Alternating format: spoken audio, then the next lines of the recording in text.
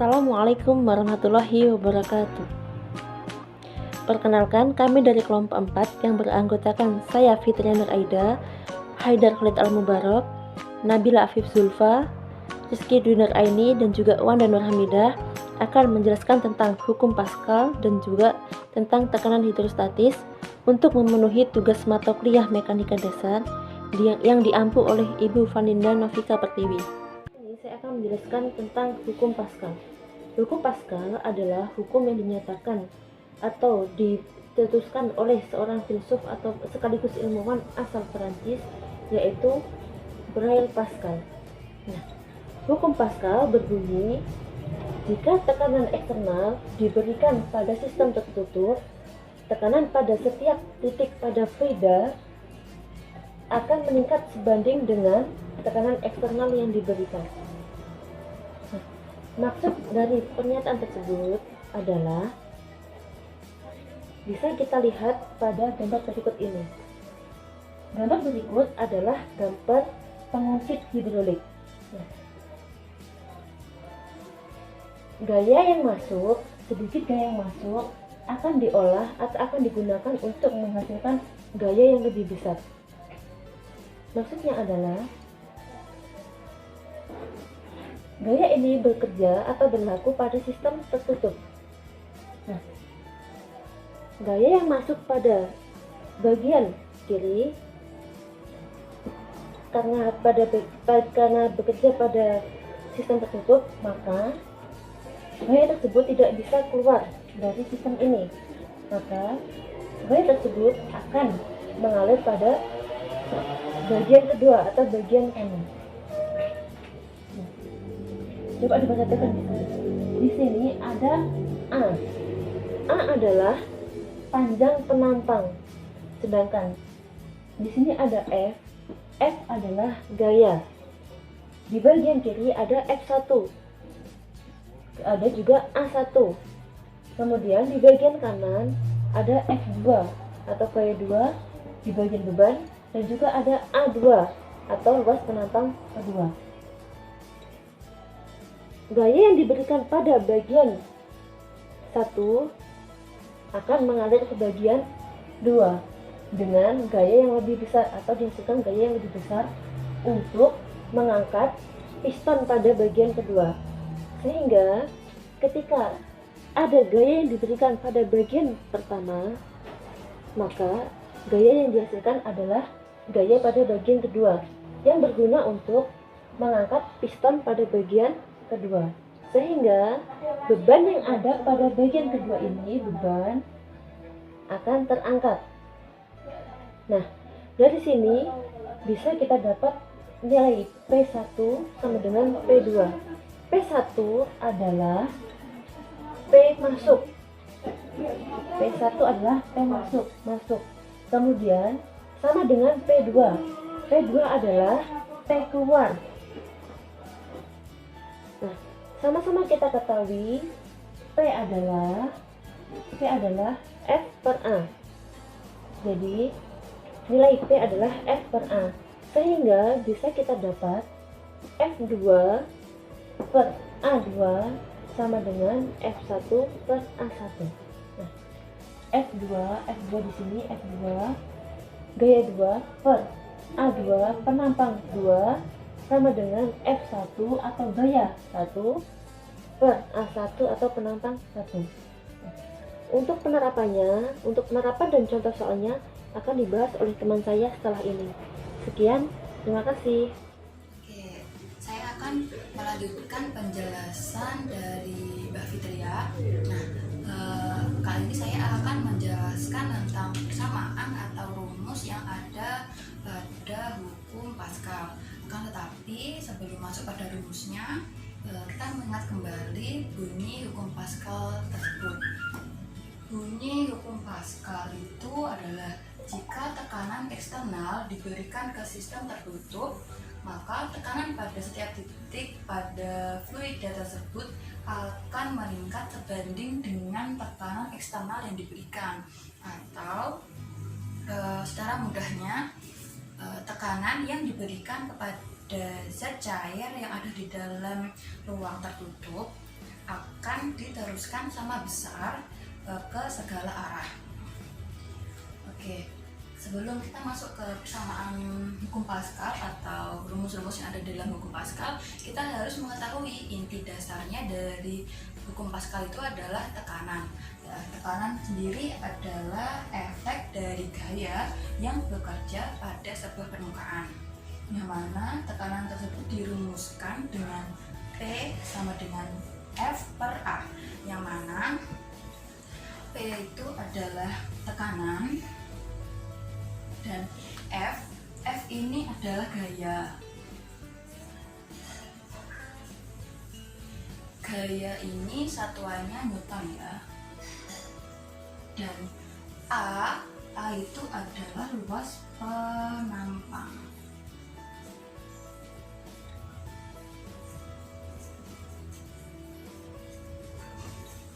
Dengan satuannya meter persegi.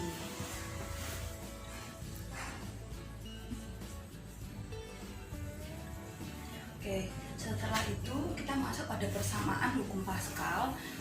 Persamaan hukum Pascal itu adalah P masuk sama dengan P keluar. Sehingga kita rumuskan P masuk itu P1 dan P keluar itu P2. Rumusnya sama seperti tekanan, yaitu P1 sama dengan P2 sama dengan F1 per A1 sama dengan F2 per A2, yang mana F ini sama yaitu gaya, akan tetapi di sini F1 adalah gaya yang masuk, jadi gaya yang masuk ke dalam sistem ini. Lalu untuk F2 adalah gaya yang keluar atau gaya yang dihasilkan. A sama, A itu luas penampang, A1 itu ini luas penampangnya yang ini, kalau A2 itu luas penampangnya yang dikeluarkan tadi, yang gayanya dikeluarkan tadi. Oke, setelah itu pada hukum Pascal itu ada persamaan lain atau persamaan kedua, yang mana bunyinya adalah fluida dalam sistem itu akan memiliki volume yang sama, atau volume yang ada di dalam sistem ini itu volumenya selalu sama atau sama ya, antara satu sama yang dua sama. Rumusnya adalah P1 sama dengan P2 karena tadi volumenya sama, yang mana V1 sama dengan V2 sama dengan A1 dikali H1 sama dengan A2 dikali H2, yang mana A ini tadi itu sama yaitu luas penampang, kalau A1 itu luas penampang yang ini, dan A2 ini A2 itu luas penampang yang ini, yang gayanya dikeluarkan tadi. Lalu untuk H ini adalah ketinggian fluida setelah diberi tekanan. Jadi yang awalnya di sini kan, setelah diberi gaya jadi di sini.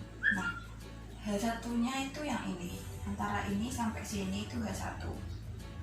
Lalu untuk H2 ini ada ketinggian yang mana setelah ditambahkan gaya. Jadi yang ini ya, awalnya di sini yang di garis hitam ini, titik hitam ini, karena tadi ada gaya jadi terangkat sedikit ini. Jadi yang H2 itu yang ini, selisihnya ini loh, antara titik-titik hitam ini sama yang hijau ini, itu yang H2. Selanjutnya akan dilanjutkan dengan penjelasan dari Mbak Nabila. Baik, di sini saya akan melanjutkan materi dari teman saya yang sebelumnya, Dan di sini saya akan memperkenalkan diri saya terlebih dahulu. Perkenalkan, nama saya Nabila Afif Zulfa Adila dengan nomor induk mahasiswa 207190071. Saya dari kelas Tadris IPA C, Institut Agama Islam Negeri Ponorogo. Di sini saya akan sedikit menjelaskan tentang pengertian dari tekanan hidrostatis. Tekanan hidrostatis adalah tekanan yang diberikan oleh air ke semua arah pada titik ukur manapun akibat adanya gaya gravitasi. Tekanan hidrostatis akan meningkat seiring dengan bertambahnya kedalaman diukur dari permukaan air. Akibat adanya gaya gravitasi, berat partikel air akan menekan pada partikel yang ada di bawahnya. Kemudian partikel-partikel air di bawah ini akan saling menekan hingga ke dasar air, sehingga tekanan yang di bawah akan lebih besar dari tekanan yang ada di atas. Jadi semakin dalam kita menyelam dari permukaan air itu, maka akan semakin banyak volume air yang ada di atas kita dengan permukaan air, sehingga tekanan yang diberikan air pada tubuh kita atau tekanan hidrostatis ini akan semakin besar. Perkenalkan, nama saya Wanda Nurharida, NIM 207190084. Saya akan melanjutkan penjelasan dari Mbak Nabila. Di sini saya akan menjelaskan tentang rumus tekanan hidrostatis. Sebelum masuk ke rumus, saya akan membahas bahwa tekanan hidrostatis tidak dipengaruhi oleh berat air, luas permukaan air, ataupun bentuk bejana air. Tekanan hidrostatis menekan ke segala arah. Satuan tekanannya yaitu Newton per meter kuadrat atau Pascal. Selanjutnya saya akan membahas penurunan rumus tekanan hidrostatis. Penurunan rumus tekanan hidrostatis ini didapat dari rumus tekanan, yaitu P sama dengan F per A. F di sini adalah itu gaya berat, sehingga diturunkan menjadi P sama dengan M kali G per A. Kemudian diturunkan lagi menjadi P sama dengan Rho kali V kali G per A. Kemudian diturunkan lagi menjadi P sama dengan Rho kali A kali H kali G per A. Karena di sini ada 2A, berarti bisa kita coret begini. Jadi rumusnya menjadi P sama dengan Rho kali G kali H. Dari rumus ini jadilah rumus tekanan hidrostatis. Sekarang ini keterangannya. P adalah tekanan hidrostatis yang satuannya N per M kuadrat atau Pascal. Yang Rho ini adalah massa jenis zat cair, satuannya Kg per meter kuadrat. G ini adalah percepatan gravitasi, satuannya meter per sekon kuadrat. Biasanya G ini itu sudah ada ketetapannya, yaitu biasanya itu ketetapan G itu 10 meter per sekon kuadrat. Ini biasanya sudah ditetapkan. Dan H, kemudian H ini kedalaman suatu benda dari permukaan zat cair, yaitu satuannya M atau meter. Ini bisa digunakan saat rumus ini digunakan untuk menghitung tekanan hidrostatis pada wadah tertutup seperti botol tertutup, akuarium tertutup, atau wadah-wadah yang tertutup gitu. Kalau yang ini untuk menghitung tekanan hidrostatis pada wadah terbuka, contohnya seperti laut, sungai, atau wadah-wadah terbuka lainnya. Ini tetap sama, rumusnya tetap P sama dengan Rho kali G kali H, terus ditambah PATM gitu. Jadi ininya sama tapi ditambah PATM. karena ini untuk menghitung tekanan hidrostatis pada wadah terbuka. Nah, PATM sendiri ini adalah tekanan atmosfer. Nah, kan ini kan untuk menghitung wadah terbuka kan contohnya laut gitu ya. Nah, jadi pada permukaan laut PATM ini sama dengan 1,01 kali 10 pangkat 5 Pascal. Tuh. Ini rumusnya, ini untuk yang tertutup, wadah tertutup, ini untuk wadah yang terbuka. Gitu. Ini pada permukaan laut PATM-nya 1,01 kali 10 pangkat 5 Pascal. Ini sudah bisa dipahami ya. Selanjutnya saya akan membahas bahwa tekanan hidrostatis juga mempengaruhi panjang pantulan dalam wadah atau bejana. Di sini ada dua wadah, yang ini kita beri label A, yang ini kita beri label B. Ini wadah A, ini wadah B, sama-sama kita isi air. Nah, pada wadah A ini kita isi itu wadahnya itu dengan air yang hampir setengah. Dan sedangkan yang ini, yang B ini hampir penuh. Nah, bisa dilihat di sini bahwa yang wadah A ini pancuran airnya itu pendek, sedangkan pada wadah B ini pancuran airnya itu panjang. Ternyata tekanan hidrostatis itu juga mempengaruhi panjangnya pancuran air dalam wadah atau bejana. Itu. Oke. Supaya lebih paham tentang penerapan rumusnya, saya akan memberikan contoh soal. Nah, di sini ini contohnya. Di sini ada contoh soal, tentukan besar tekanan yang dialami seekor ikan yang berada dalam akuarium seperti gambar. Ini gambarnya. Diketahui ini rho-nya kan sudah ada di soal ini. Rho-nya 1000 kg per m kuadrat. Ya, G-nya ini seperti yang saya bilang tadi, G itu biasanya sudah ada ketetapannya, yaitu 10 meter per sekon. Nah, ini G-nya ini 10 m per sekon kuadrat. Terus H-nya ini, itu bisa kita dapat dari ini.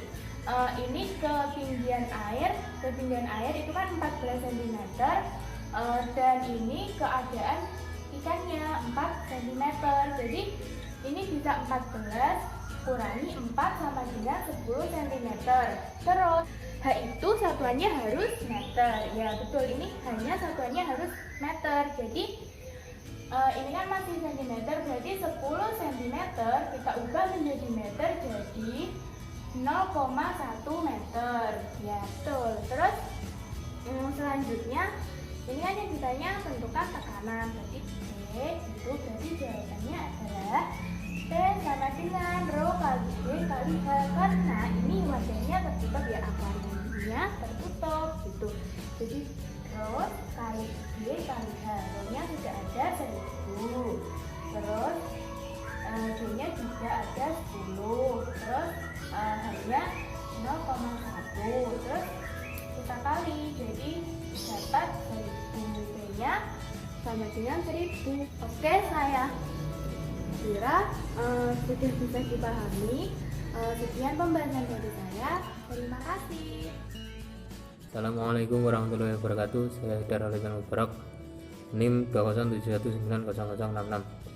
Saya akan memberi contoh penerapan hukum Pascal dan tekanan hidrostatis dalam kehidupan sehari-hari. Tentu saja yang pertama adalah contoh penerapan dari hukum Pascal. Yang pertama contohnya adalah rem mobil atau rem hidrolik. Pengendara mobil akan memerlukan tenaga besar untuk menghentikan laju mobilnya. Akan tetapi dengan menerapkan hukum Pascal pada sistem rem mobil, pengemudi hanya perlu memberikan gaya kecil untuk mengurangi laju kendaraannya. Gaya ini berupa injakan kaki pada pedal rem. Dan contoh yang kedua adalah dongkrak hidrolik atau dongkrak untuk mengganti ban mobil. Bagian badan mobil yang akan diganti bannya harus diganjal supaya badan mobil tidak miring. Untuk melakukan itu digunakan dongkrak hidrolik. Dan contoh yang ketiga adalah mesin hidrolik pengangkat mobil. Cara kerja mesin ini sama dengan dongkrak hidrolik. Dan yang keempat adalah pompa sepeda. Ada dua jenis pompa sepeda, yaitu pompa biasa dan pompa hidrolik. Pompa hidrolik ini akan lebih mudah memompa ban sepedamu menggunakan pompa hidrolik karena sedikit mengeluarkan tenaga. Dan yang selanjutnya adalah contoh tekanan hidrostatis dalam kehidupan sehari-hari. 1. Tekanan saat berenang. Tekanan saat berenang yang menyebabkan gerakan menjadi lebih sulit di kedalaman. Yang kedua adalah dasar bendungan, dibuat lebih tebal di bagian dalam untuk menahan tekanan. Yang ketiga adalah pemasangan infus, diletakkan di tempat tinggi agar gaya gravitasi membantu infus masuk ke tubuh yang memiliki tekanan hidrostatis dalam darah. Dan yang keempat adalah bentuk kapal selam. Bentuk kapal selam dibuat agar bisa menahan tekanan hidrostatis di dalam laut. Sekian begitu saja contoh dari hukum Pascal dan tekanan hidrostatis. Bila ada kesalahan saya mohon maaf. Wassalamualaikum warahmatullahi wabarakatuh.